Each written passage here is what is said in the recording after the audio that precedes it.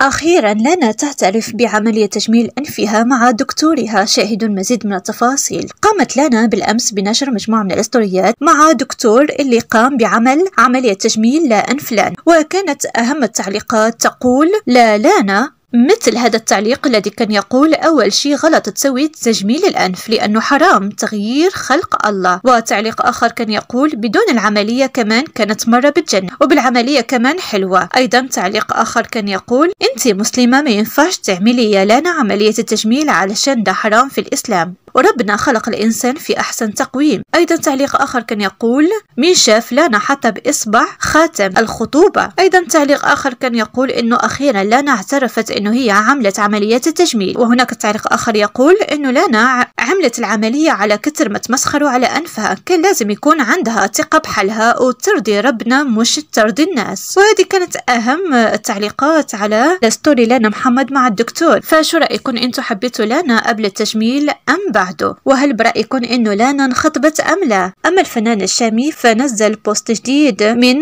ظهوره في لبنان في حفلة أقامها هنا